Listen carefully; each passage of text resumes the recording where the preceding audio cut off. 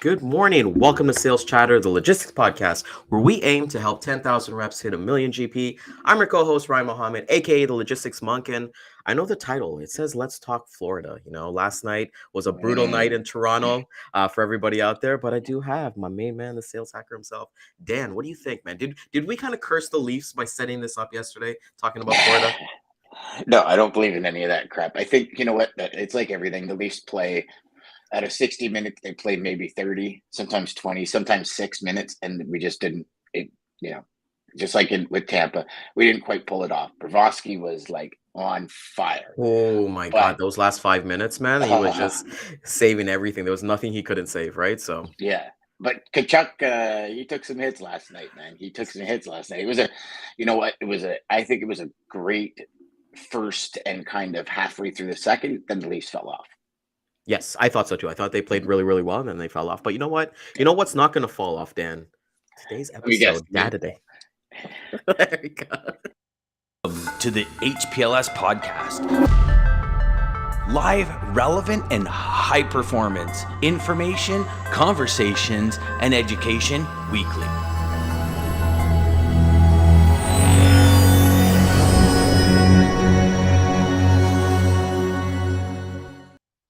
That's why videos are high performance, brother, because it's made once and it just keeps on giving. Keeps on giving, you know. It's like hot chocolate in Florida that we were talking about last Friday. But, you know, today is an amazing day. We've got everybody kind of coming on today, and we want to talk a little bit about Florida. So before we get into the amazing data day that we always get into, let's introduce our amazing guests who join us every Wednesday. First and foremost, Principal Analysis at DAT, Freight and Analytics. We have Dean Croke, who is coming us today live from Lake Tahoe, which you would think that maybe he's on space today, right? But I want to welcome Dean on here as well. And then we have the Bodacious Cowboy, Jeff Dickinson, join us all the way from New Jersey.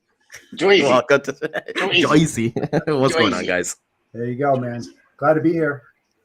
Got a lot of So Jeff, you had mentioned the other day when I think it was we were talking about the Rangers, so I'm sorry that that didn't work out. But you know what? We're used to it here, man. 20 plus years where it didn't work out. Well, the Devils are still in it, right? Yeah, so he can rep for both. Well, that's why when Jeff said to go Rangers, I was like, Rangers? You're in Jersey, man. Devils. Yeah. Once a Ranger fan, always a Ranger fan. You know? Were you originally from New York and then went to Jersey, or were you born in Jersey? Born in Jersey. Born in Jersey, okay. Yep. And do you have the old war Jersey, New York kind of thing, like we did Montreal, or we do Montreal, Toronto, and all that kind of stuff? Is that? Well, yeah, to a certain degree, but I'm also a New York Giants fan, you know, and you know how good they are.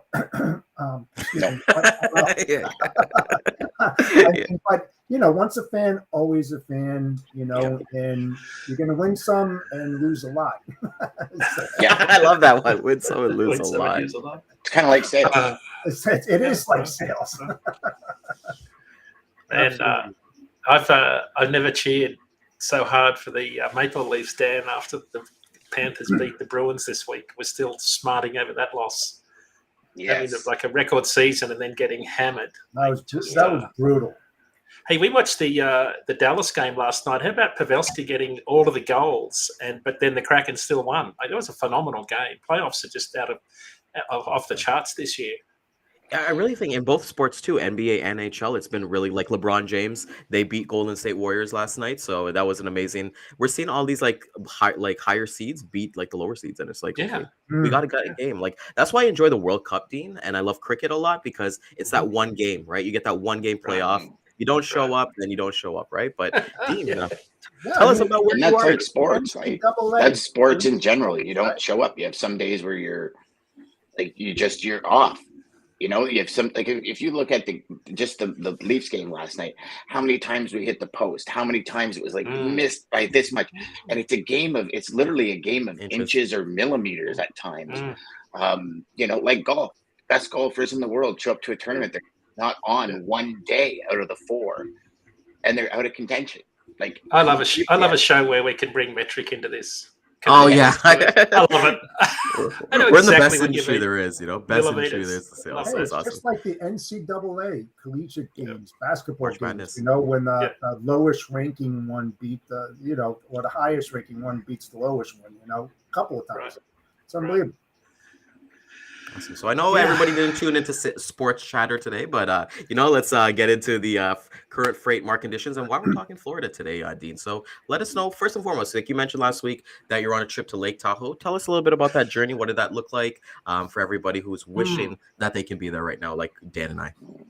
Yeah, so we're in Lake Tahoe at 6,000 feet, and I have to say the oxygen levels are playing havoc with my brain. I'm not as sharp as I normally am.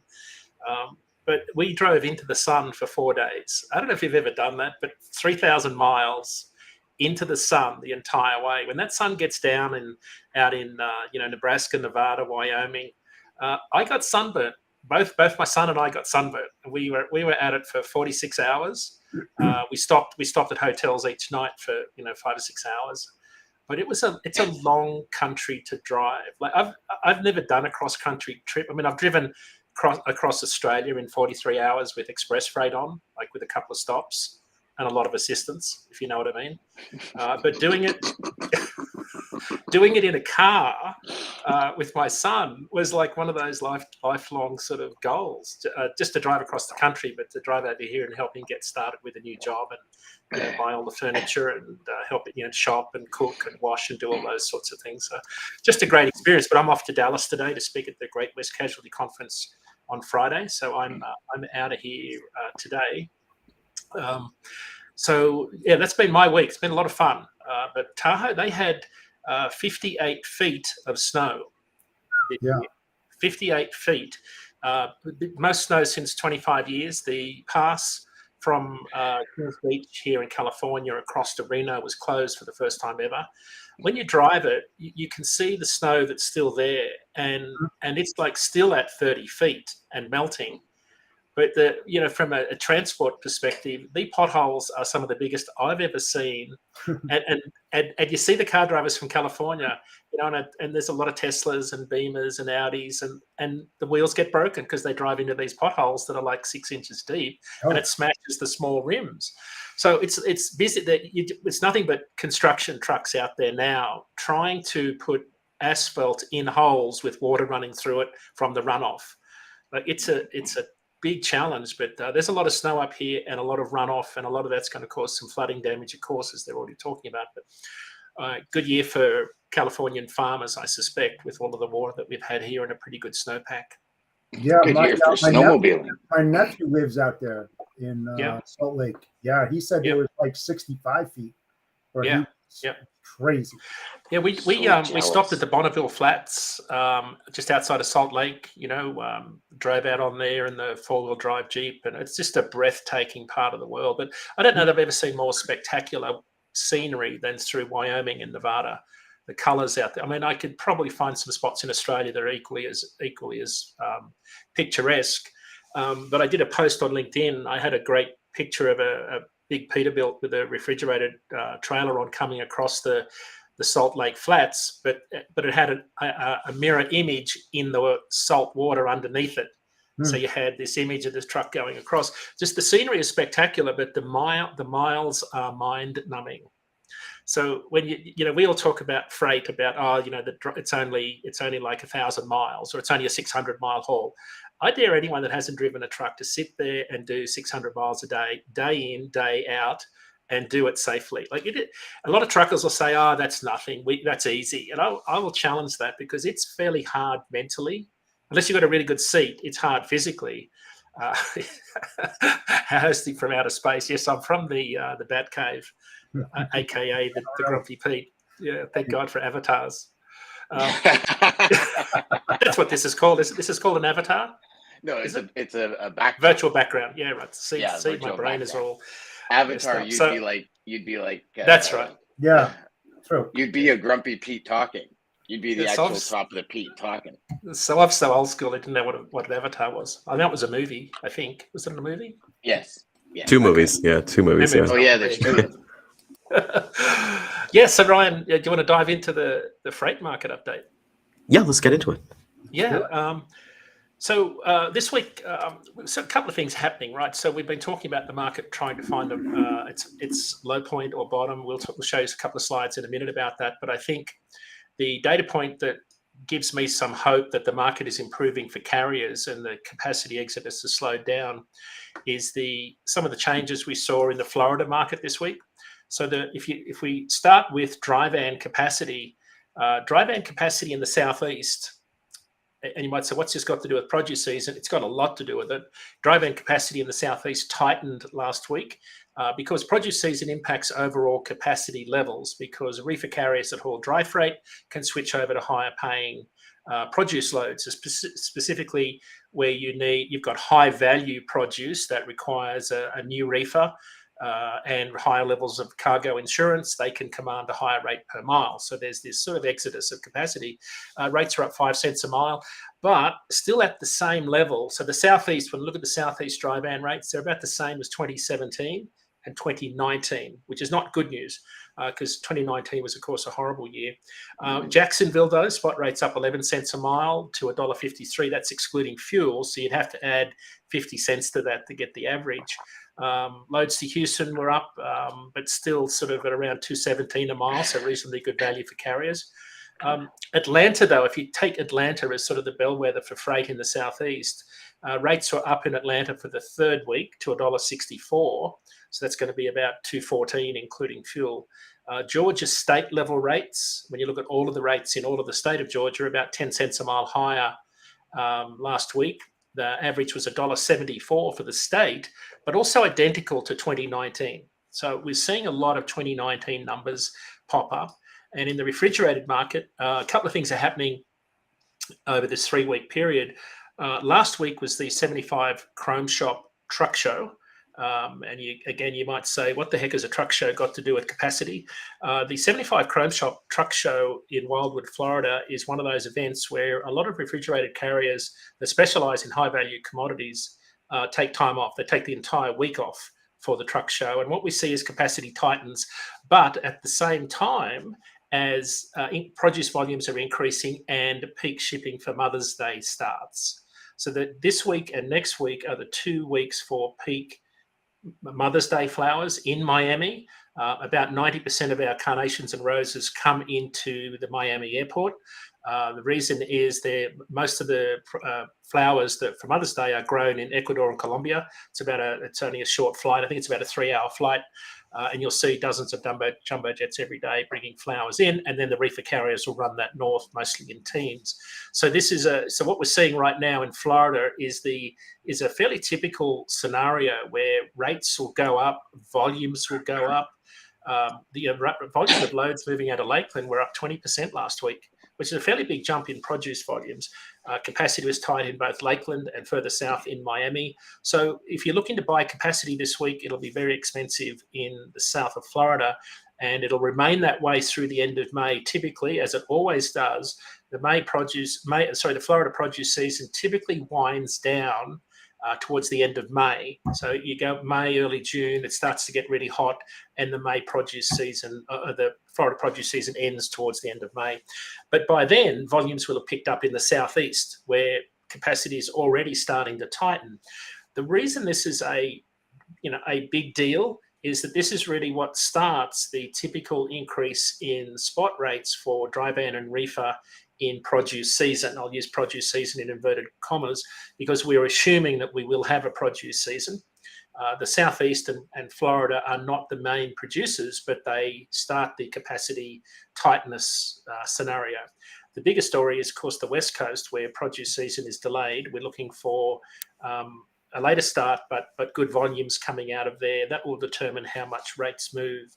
So we still haven't got the final determinant as to whether we will have a produce season. Some experts in the market are calling for produce season to be a bust. I don't know that we can do that just yet. I mean, produce season was a bust last year, no question, but that was because of a drought in California. This year we've got too much water, but growers are growing and picking and harvesting, and truckers are hauling freight. So if we have, we're looking for May to be a real turning point in the refrigerated market in particular, driven by produce season. So the market update for this week really is that we're starting to see some early signs that there will be a produce season. How it pans out, though, we really don't know. But some of the signals early on are very positive. We're seeing the same sorts of seasonality in the southeast and Florida that we would normally see in a strong period. When I look at the produce market volumes compared to the last two freight recessions, 2016 and 2019, we're identical to 2016, and we are about 25% behind 2019, though. So but May was a quiet month in 2019. So I think what we'll see, if we can get a good hit of produce volume in this month here, we could see the market start to turn and improve. So that's sort of the market update for this week. We've got some more charts, but I'll pause there and we can sort of discuss that. Yeah, I got a question before we kind of gets into it, right? So we're talking about Mother's Day, one of the biggest days for flowers. Do you think there's any correlation? Because capacity is going to tighten, but then when we look at the next week, it's going to be dot blitz week in the US, right? So do you see a correlation between, we're going to be looking at tightened capacity for the next, could we say even month, really? Because by the time dot blitz week is done, we're kind of like 1 week left till of May. Right. So you've got a little bit of disruption to shipping around Memorial Day. So you got a short shipping week, I think. I'm not sure when the day falls, but so road check week is, I think it's May the 15th, Ryan, is that right? It's May 15th or 16th. So that will be the week of Mother's Day, the week before Mother's Day, I think. Yeah. Right in the heart of it. Yeah, so normally, and again, we talked about this a couple of weeks ago, but it's worth reiterating. Normally in bad times like this, carriers keep moving, but they keep running because they need revenue per truck week.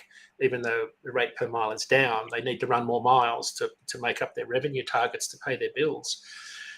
In the last year, they haven't been running more miles, which has been counterintuitive because of all of the delays that you see on either end of the supply chain. They're still having delays getting loaded and unloaded. Hard to quantify the exact number, but also having delays getting their equipment repaired because of labour shortages and parts shortages, which are still ongoing for small fleets.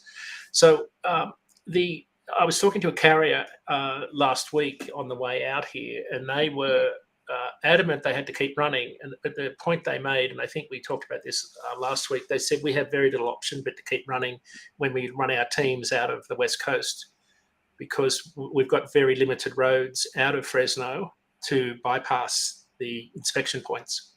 So when you think about it, when you come out of Bakersfield, whether you're going to run the 10, the 40, or even the 8 across to Dallas, or the 80 up through Sacramento, you've got a lot of miles, and there's very few options to not go those roads. And that's, of course, where the inspection points are. The point was they weren't evading them. They were just saying it's going to take us hours, and we were already telling our shippers expect at least an 18 to 24-hour delay in those loads to the east. So they're already doing that now. So, and you might say, well, how is that possible? Because they should have the right number of staff. Well, if you've got a limited access road, you've got a big interstate like I-40, and they decide to pull up everybody, that line of trucks gets very, very long. And very quickly. You might creep along at under 5 miles an hour and go off duty on your ELD. Hopefully you can do that, or just be parked for periods of time and save your hours. But it's hard to avoid them. I got pulled over once and had a level 1 inspection on a bobtail. It was 6 hours just for a truck. That was in Connecticut on I-95. So it's a pretty serious deal from a time perspective. I think that's why a lot of carriers, there's a bit of a myth that people avoid them because they don't want to get their truck inspected. That's a myth. Most people love the idea of a professional looking over their truck. And most people, there are some people out there, you see them on the roads, they are running trucks that shouldn't be on the road. There's no question about that. I see them every day. But for the vast majority of people that are professional, that do their own work on their own trucks or have a mechanic in their own shop, they love the idea of another set of eyes on their truck because they're proud of it. So that's the vast majority of people. They're not afraid to run across it. What they're worried about is the time they lose under the ELD mandate now, because you lose those hours. There's an opportunity cost. And it's not just the 4 or 5 hours. It's the fact you lose a day, like you're out of cycle, you're off cycle. You miss your delivery appointment the next day, and then you can't pick up that afternoon, and suddenly you're 2 days out of sync. and you can't get home on the weekend. That's the bigger concern that a lot of carriers have. And what we typically see during Road Trek Week is reefer carriers will take time off at about double the rate that flatbed and dry vans will. So that's why, to your point, Ryan, we could see reefer capacity tighten more so if carriers do take time off, or there's just a slowdown in the velocities through the network. Even if carriers keep working, they won't be able to run as many miles because of Road Check Week. So yes, there are some things happening in May that could tighten capacity. From a carrier's perspective, yeah. I've got to share with you. So I explained it to a customer one day because we ran a ton of LTL out of California into the East, and it was almost 2 days later on delivery than we would normally be. And he was like, well, how could that be? And I said, well, think of it like this, like in Mississauga, and I'm sure it's like that where you are, Dean, and Jeff as well. When you leave work, if you leave work like 15 minutes late, you get caught in this like hour and a half traffic, right? And think about it coming that many miles from one coast to the next. Right. If you run into rush hour in one city, now you're running into morning rush hour in the next, and it just keeps adding up as you get closer compounds. home. Yeah, compounds. And I mean, I remember when we were with Transcend, when we were running Dell Computer, it was like we had a specific time we had to be out of Austin, and a specific time we had to be out of Nashville. And if we didn't meet that time to get out, we knew it was an extra 14 hours on the run. And Dell just couldn't understand it. And we actually flew our customer into Pearson Airport in Toronto at 5:00, specifically because he couldn't. He was from Austin, Texas, and he couldn't understand how traffic and the truck could move like a mile every hour and a half. He said, okay, no problem. So we flew him in, and literally just and we get him off the plane, we get him in a car, and our office is 5 minutes from the airport. It's like an hour to get there. By the time we get to the office, he goes, okay, point made. Point made. We didn't even have to say anything. He was like, point made. I understand completely. So Dan, the other thing, the other thing is it's construction season. Right. So isn't it always construction season though? Well, it is when winter finishes. It's winter and construction. There's only two. But yeah, pothole season's now. Then we get into full on construction. But having driven 3,000 miles across this country, let me tell you, there are a lot of single lanes on double lane highways that are all you've got's a single lane. And they are ripping up roads, putting down new roads one lane at a time. It was a never ending line of construction across the entire country, and you could see the trucks slowing down, doing the I'll call it the ELD crawl, where you deliberately crawl along at 4.9 miles an hour, and you don't burn your hours, you don't trigger on duty driving. So a lot of construction, a lot of delays. You've got to factor it in. So Road Check Week is going to be pretty big. Can you say that again, Dean? Yeah. So they crawl at 4.5 miles. Yeah. So with ELDs that are hooked up to your ECM, on duty driving triggers at 5 miles an hour. Yeah. So if you'll sit in traffic, you'll see them just. So you want traffic to be either dead slow or flat to the boards. So you don't want any in between 20 mile an hour stuff. You want to if you're going to have traffic, right? Otherwise, without ELDs, we used to be able to just pull over and go to bed or have a nap or have dinner, shower, fuel, and then go back out when traffic's died, slowed down. So, but you can't do that now if you've got to keep rolling, because that 14-hour clock is sort of going to work against you at some point, where at the 14th hour from when you started driving, started work, you can no longer drive. Right. So it's a cumulative problem. At least if you go off duty under 5 miles an hour, you can save some of your 60 hours available for the week. So there's some times when you can use special circumstances and personal conveyance to save that time, but you're not talking about a lot of time in the big scheme of the week, because you could lose more time sitting on a shipper's dock or waiting in a fuel island or traffic. So. And going 5 miles an hour is pretty painful. Yeah. I think Dave O'Brien's said point made. Does he want us to move on? I can't figure out what he means. Point made. He's saying shut up and get going. Is that what that is? No, I don't think so, man. We got good people here. I don't know about DATIQ Live, Dean. Our audience, they're pretty easy on us. You know, Are they? they're not bashing us. Oof. Hey, how brutal are they on us? They Oh, the are comments, they are insane. There's like some trolls out there that really work us over. Yeah, there's one specifically that I was watching with both Jeff. But Jeff, I'd love to get your kind of thoughts, like based on your kind of history of kind of working, hey, through May, the conversations that you're having with your customers, specifically for a month like this with Memorial Day, we got Mother's Day, we've got the Blitz Week as well. Yeah, and I follow Dean and that, and I use a lot of their graphs, and I relay that to my customers as well. And when you have a bounce from 3 cents to 4 cents on the reefer, and then you have a bounce of 1 cent from 9 to 10 cents. I mean, that's not a big moving point. Are we still in the bottom? Yeah, we're still in the bottom. And I've been having some chats with Jason Miller, becoming some friends, and I'll just read this. And I think it's so valid, and I'd love to get Dean's point of view on this.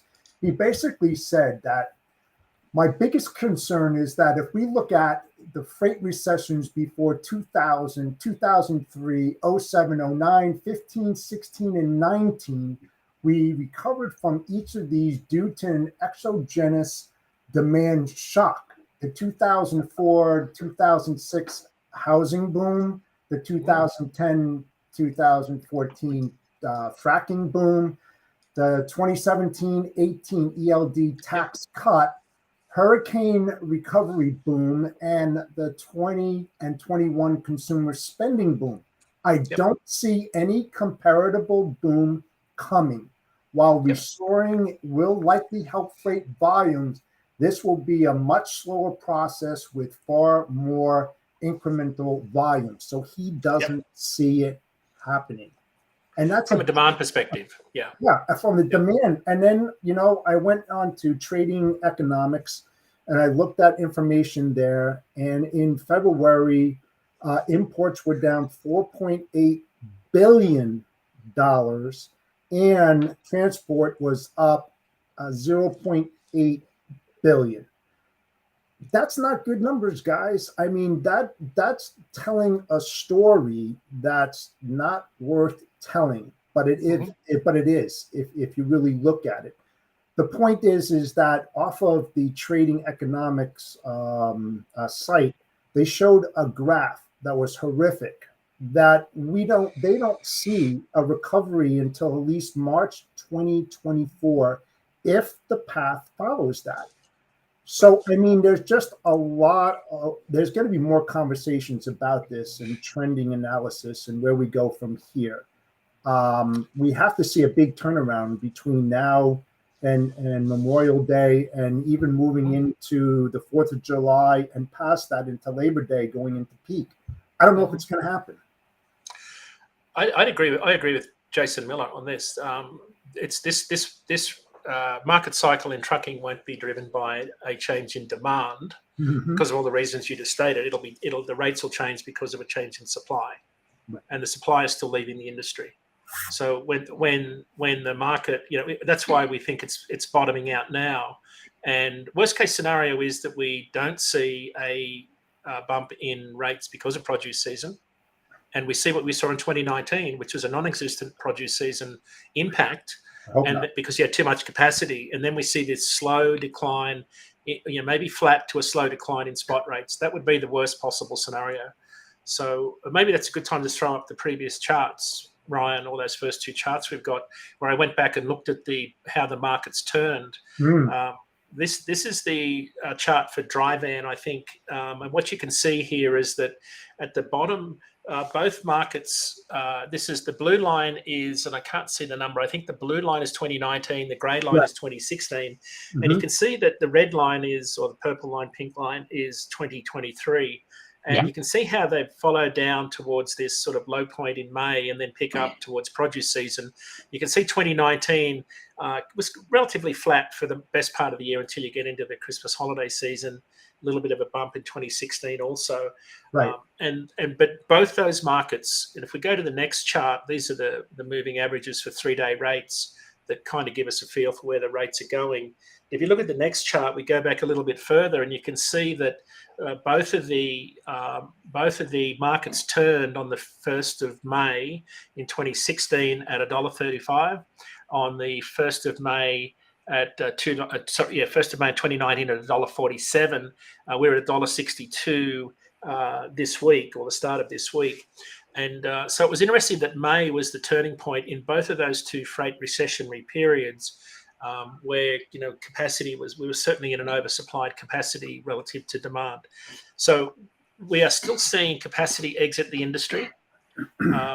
We're still seeing around 1,700 carriers, more carriers leave than come in, based on our data for April. So we're still seeing the net of new carriers and carriers exiting the industry. It's still negative, so we're still losing capacity, Right. but at a slowing rate. So to the extent so this market, the rate cycle will turn based on the shift in capacity relative to demand, which by all accounts is flat to slightly down compared to this time last year. And I think Jason Miller's exactly right. And he's been saying this for a few months now, is that, absent a housing recovery, which drives a lot of flatbed and dry van freight, he doesn't see the demand trigger. I think he's absolutely right, barring some sort of a catastrophic event. So, Ken Adamo said on our show 2 weeks ago that the bottom in rates will be determined by the shifting capacity relative to demand. And we're still seeing long-haul interstate capacity exit. Diesel's down to just over $4 a gallon, was down about 4.9 cents this week, I think. To some extent, that gives carriers more breathing room because it lowers their operating costs even further. What is it now? I think it's 401. I'd have to quickly look at... No, I'm saying as a percent. I'd have to pull that up. I have to, if you give me a second. $4, it would be what? 17-18% at $4. No, if we look at what we talked about last time, it's more than that. Yeah, it's got to be in the 30s. Give me a second here. It's 35%. Yeah. Still 35%. Oh, wow. Yeah. So it's still high. But that's crushing, Dean. I mean, when you look at that, I mean, it's not sustainable. I mean, you have to be below 25% in order to make a profit on that, and the rates are still down low. The fuel is up high. These guys are getting squeezed, like unbelievable, but they still have to move freight, at a loss. A lot of these guys, they're just hanging on by, a threat. Yeah. So it's a good point. Guys, here's one thing that I think that we all need to make sure that everybody watching keeps in perspective. A lot of this conversation is from spot market. A lot of this conversation is not from contract rates. A lot of this conversation, like there are companies out there that are booming right now with freight and have a ton of freight and pay good money for their freight. So as much as we're seeing, I think we've all been in this industry long enough to see these roller coaster rides consistently, right? And just for all you new freight reps out there, this isn't a like holy shit run for the hills, get a new career. It's just understanding that this is more of a spot market talk. So if you're working in the spot market, that's where you're subject to a lot of these fluctuations, and that's where you're going to get beat out on price by the next broker who chops rates in half, or the next carrier does it. Like there's always customers with product they manufacture, like pharmaceuticals, right? Pharmaceuticals are never usually impacted by a lot of this bottom dollar rates because they need high quality people, professionals to get their stuff done. Is it going to take longer, like Dean talked about? Yes, to get to your destination, right? But I think, Dean, the market goes through these cycles for a cleansing. I really do. I think it's a cleansing. Oh, yeah. But something on that, too, is that the spot market, when it comes down, it has that draw effect on the contract, and it pulls those contracts down as well. And the Yep. thing is, for how long? But when you look at, all Dean's graphs, and you listen to Jason Miller as well, I mean, it doesn't paint a really good picture. It's like, how long are they going to be that way? The spot, the contract rates. I see a lot of contract rates out there on lots of lanes that have that sucking effect. They're getting pulled in. I think this is where pivoting comes in, right? As a carrier, and I'll share with you why. I have a friend of mine who owns, he's probably up to 165 trucks now. I mean, so like from a U.S. perspective, pretty small company, but from a Canadian perspective, it's a fairly large company. Nice size. When in 2019, when things got really kind of backwards, I'll say, well, now it's kind of like we're using 2019 as a year to like base things off of. What he did is he switched. He took a lot of his drivers. He laid a few off, and he switched and started to move his freight on the spot market to save him the sanity of his trucks, and started to actually make money instead of losing money in his own trucks. So he looked at him and his company looked at, where is our good freight paying, and then this is where we would lose money coming home. So those lanes, they started brokering out to people. They would do the local P&D and brokering out to people, and then they would just not worry about the truck coming home. So it's that pivoting, right? It's that understanding your markets, and all of you that move freight from A to B, that's your market that you need to understand, and pivoting inside of that market to make things work for you, right? And so he had, out of the 165, I think he had close to 60 to 70 trucks sitting. But the money they were making on the brokerage end paid for the trucks hands over fist, right? And I don't think a lot of companies would do that. Like if you talk to a 100 trucking company and say, park 33% of your fleet, I think they'd be like, are you crazy? Like that's going to cost an insane amount of money. So I think it's I think it's all kind of that, what's the freight you're moving? How often do you have to pivot? And I think those two, and maybe you guys can add something else inside of that conversation where people need to start thinking about, like, if you're a broker and you're losing clients left, right, and center, what's the freight you're moving? Is it that bottom dollar commodity which people can switch very quickly, or are you better to focus, say, a longer close on long-term customers? You guys know what I'm saying? You understand? Yeah. So this is probably a good opportunity to remind people that the reason we talk about spot rates is they lead contract rates by 4 to 6 months.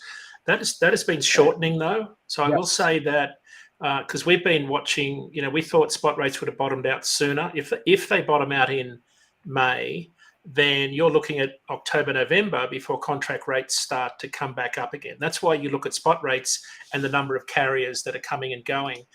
Active rates in routing guides are flat to slightly down, but new rates coming in from RFPs in dry van are down 13% in April. So they're coming. So the carriers are negotiating contract rates on, the 85% of the freight that moves on contract. They're negotiating them down. So there is that pull effect that Jeff talked about. So as spot rates come down, they'll drag contract rates down. So we should talk about, I guess, in the context of spot rates on the market, we also should use the contract rates change in context, because for those that are new to the show, the two do work together, albeit on a lag. So I just said, Ryan, a chart to give you a sense of where carriers are at, to Jeff's earlier point that they are struggling. This is what I published today in my blog at dat.com/market update. Time for shameless plugs. This is the chart. Right. This is, so the blue line is the all-in. Super slick, Dean. Super slick. That was got to get like, it in there. seamless, man. I got to hit before you hit the buzzer on me and shut me down. Yeah. So the blue line is the dry van rate from 2019 through to today. The green line is the operating cost adjusted for inflation. So you can see it's been about $1.60, got up to just over $2 a mile this time a year ago. It's come down to $1.78. The red line is the gross profit per mile. So this is a 100,000 mile a year truck. Error bars are set at 10 cents. And so gross profit is after wages, fuel, tires, insurance, not taxes, subscriptions, tolls, accommodation, telephones. It's everything it costs to run a truck down the road with a driver. And you can see that for most of 2019, which was a horrible year in record bankruptcies, the average was -2 cents a mile across the year. Slow grind, forced a lot of carriers out, even big carriers. At the moment, we're sitting at +3. So we're not at 2019 levels of profitability yet, but perilously close if rates keep dropping. And that's we're coming off. Look at that period above the green line in the center, the most profitable period in trucking history, I would argue. That gave carriers a lot more runway. They paid off a lot of debt. So it's different to 2019, and that's why carriers are hanging on longer. But they are barely getting by, to Jeff's point. I said last week on our show, they're a breakdown away from going out of business because at 3 cents a mile profit on 100,000 miles, that's $3,000 profit. You probably need 30 grand for an in-frame rebuild on an engine. Tires are $600 a hit. You're going to spend 5 grand on drive tires. So this is not enough profit for carriers to be profitable and survive long term. So they're getting by, but this is why May and produce season and all of these things we've been talking about are so important for carriers, because if we don't see a produce season and that blue line keeps coming down, the costs won't change a lot because diesel is probably going to sit at around $4 a gallon based on the EIA forecast.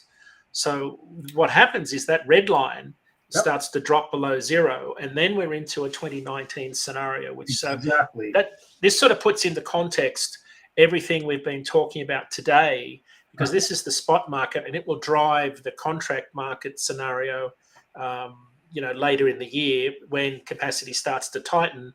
Because if we get that red line below break even at zero, then you start to see capacity exit faster.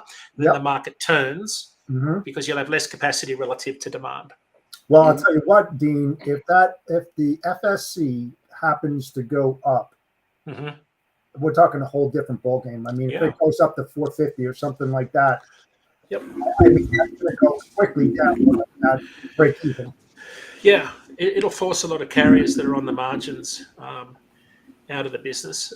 The JD Power used truck auction data from April is perilously close to the 1,200 trucks sold at auction in June of 2019. Right, so there's a lot of high mileage trucks. People are selling off a lot of excess capacity. Auctions are generally the first place you go to. It's a quick sale. So that I've been watching that number. Anybody can go to JD Power and download Chris Visser's monthly blog post where he's got the chart that shows the class 3 to 8 auctions, the value, the sale of used trucks, and the number. There's a great chart in there that shows the inventory at auction, and that to me the is value of the used truck still so extremely. It's coming down. No, it's coming down. Well, high relative to previous highs. It's higher, but it has come down substantially. And again, ACT Research put out some great publications on this. So that's why we talk about this as a perilous time for carriers and capacity, because if all of those scenarios pan out, the negative side, then the market cycle turns quicker, as in rates start to go up because capacity leaves faster. That's why you've got to look at spot rates, the spot market. Even though it's only 15% of loads moved, it's an early indicator of where the market is going, because trucking in general is a good barometer of where the economy is going, because we haul things that people buy and build, and that's how it all comes. We're the together. first one to go down and the first one to come up when the economy drops and turns. And Dean, it's funny because I can remember a year ago us talking about, be careful, don't go out and buy equipment that's overpriced, because when things turn, you're going to be left with these huge payments and not enough money to pay them. And part of me says, 2018, when everything was going haywire in the industry, so much equipment was bought, which led to the roller coaster of 2019. And I think carriers did it again. And over, I mean, my neighbor drives, and he owns his own truck, and he knows he spent way too much on his truck, too much, and he was able to sign with a company where his fees are covered, but he's even said, like, they're cutting one trip a week, and it's cutting it close. And my first question was, well, why did you? Oh man, it was such a good market. I said, I know, but it's unprecedented. like, you do know it was doing this to do this, right? And he says, yeah, I know. I was just hoping it would be another 2 years and I would be set, right? Wow. Like, and I'm thinking, wow, man, it was already 3 We years. all did. And now Yeah, you we all want, did. yeah, like, Yeah. the 5-year swings. I'm not sure that COVID swing was going to be 5 years, but whatever. But it's if only some bloke could have told them 18 months ago that this had happened. If only. If only, What the heck? only right up there in the left corner. You should have told him to cancel his trip to Bora Bora, that $20,000 vacation. I've been like a crack record on this stuff. God, it was just, but so another frustrating for you sometimes, Dean. Well, where it's it is because I hate seeing carriers suffer. I hate seeing them get into this pit of despair on social media, complaining about everything and it all being entirely possible. I mean, on some senses, the experienced, veteran, profitable carriers are complaining about the carrier that's new and takes the load for the cheapest possible rate. That's always been the case.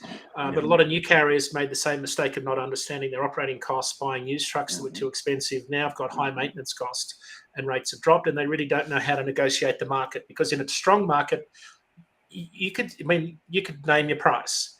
Today, you've got to look hard. You've got to search hard, pick the right lanes, be in the right markets at the right time. So one other data point before we sort of get to the end, guys, I wanted to share with you that's, again, a free data set is air cargo data. So air cargo, so if you're thinking about global indicators or just indicators in general of freight, like we talked about the spot market being a leading indicator of the contract market and the broader economy, air cargo is the most expensive. So it's the first one to get dropped when the market tightens. So remember when there was the tariff impact on, I think it was January 2019, that the tariff impact from the Trump administration came in, massive pull forward of freight. People couldn't find space on a vessel from Asia to bring their freight in ahead of the tariff increase. Air cargo rates went through the roof from Asia to the West Coast. During the pandemic, we had people couldn't fly passengers, so they're pulling passenger seats out, loading wide-body jets with air cargo. So fast forward to today, air cargo volumes, according to World ACD, it's a small company in Amsterdam, World ACD, publish a report every month. Air cargo volumes are down 18% from in quarter one compared to quarter one last year. So volumes have dropped dramatically, yields have dropped. You're seeing a lot of excess capacity in the air freighter business, just like you're seeing excess capacity in trucking. So I watch, if I'm looking for a global indicator or even a North American indicator of the broader economy, air cargo is one that I watch closely, just like I watch the Association of American Railroads weekly report on intermodal tonnage and rail and units moved, because intermodal is a competitor. But the other data point from the American Association of Railroads is chemicals. Chemical carloads. Chemicals are used in every manufacturing process. Bar a few. So if you watch the change in chemical carloads week to week, year over year, the whole AAR weekly report had volumes up last week. So, and it's been up for a couple of weeks. If you follow Larry Gross on LinkedIn, he's one of the experts on the intermodal space. Volumes are still down about 10% in the intermodal space year over year, but they're improving. And I think Larry said for the last 3 weeks. So again, these are all things you've got to watch. I know there's a lot of sort of plates you're spinning here, to use that circus analogy, but they all paint a picture. And you need to take in, they're all part of a puzzle, right? No one piece tells you, the complete picture, but if you put it all together, all of those pieces sort of start to build a really neat picture of the market. Yeah, and another magazine that you should look into is right here. Railway Age, another one which I read a lot on. But yeah, those two are really good indicators as well. Absolutely. You still get paper copies? I do. I just prefer them because when I'm doing my stuff, I just like to read. So me too. Me too. I love the paper. I went and bought the newspaper. I got the paper newspaper here on Sunday morning. I'm the opposite, guys. I'm a digital guy. I'm a digital guy, man. Maybe it's the difference in ages, right? Like from there, I do everything. I do everything digital. If I can't, old school or go home. Stay home, Jeff. That's why you're at home, Jeff. You know? This is Celebrity Squares, old school versus Yeah, new I school. love it. Yeah, you guys are teaming up on me. I love the digital stuff. So, no, Dean, there was a lot of data here, and we can't thank you enough for always coming with us, even when you're on vacation, things like that. Can you tell everybody about like the blog, the show as well, and anything up that you got coming up? Yeah, so that chart that we showed you a minute ago on owner-operator viability, I put together like a 600-word blog post. It was published last night at dat.com/market update. Go to the blog post. It's a good read. We publish all of the charts on our show every week. So all of the charts, all of the spot rates for the last 5 years that we've sort of been talking about are all there. They're all published. You can download them. It's all free. So that's a good place to sort of, if you need information to share in a marketing meeting or a management meeting, and you understand the market, there's some good charts. I've had 5 people write to me yesterday saying, where can I get the charts from the show yesterday? We have a number of shippers that use my weekly report. They pull out the reefer year-over-year spot rate trends, load to truck ratio, and they include that in their management weekly report. So there's some good data in there. I don't mean just flog a dead horse here. That's probably a terrible analogy these days, but promoting my own show and content. Don't worry. That's what here, man. It's you do whatever you got to do. Yeah, keep promoting. You should hear some of the things I say to Ryan off air. He's like, dude, don't get us. See, I'm always worried I'm always worried the Australian truck driver comes back. It's like that's fine. Yeah, that's fine. We can always blame it on the accent, It's always like I'll just give the audience a little bit on you, Dean, as well. It's like I'm the guy when I was on with Jeff before Dan came back on. I was like, Jeff, don't get us canceled. And now that I'm back on with Dan, I'm like, Dan, please do not get us canceled, man. It's like a canceled. So you've got the blog coming out, Dat IQ Live. Tell everybody about that, how they can get it. Yeah, so we're on every Tuesday, 10 a.m. Live. You can catch us on YouTube. Subscribe to us on YouTube at DAT Freight and Analytics, and you'll get the alert about half an hour before the show. It's no friggin' trolls. No trolls. Trolls are banned. No trolls. You'll be cancelled if you troll us. Gosh, I spend a lot of time cancelling people on LinkedIn, and there's some people out there that have got way too much to say about nothing. Like just that's what we get. Well, that's the thing about having an opinion, So everybody catch Dat IQ Live every Tuesday morning. It's a great show. Jeff and I were on the last consecutive weeks, and it was a great time to be with them. So if you found value in this, please like, comment, share, subscribe to our growing channel, which we definitely love. We'll hit the replay back again at 2 p.m. on Facebook, YouTube, LinkedIn, and Twitter. And like I said, always share it with a friend, share it with a neighbor, share it with your spouse, share it with the Amazon driver who's bringing your packages today in care of Lake Tahoe, in care of Dean. So with that being said, Daniel, give us 2 quick points and take us home, my man. Take the data. Talk to your customers about it, show them if any of this data that you get on DAT or Jason Miller, anywhere that has real data that tells you what the market is actually doing, share it with your customer. But please, point number 2, understand it first. Don't just go in thinking you're some, understand it. That's the biggest takeaway from that whole thing. Huge. Understand it. Yeah. Exactly. And you know what? Just help your customer understand what's happening, because the person that has the information and can help the customer foresee things is the resource that they're going to want to use long term. Boom. There we go. So we'll see everybody tomorrow for Personal Development Day, which we had a great time. And thank you, Jeff. Thank you, Dean. And Dan, we'll see you guys tomorrow. Take care. Yeah.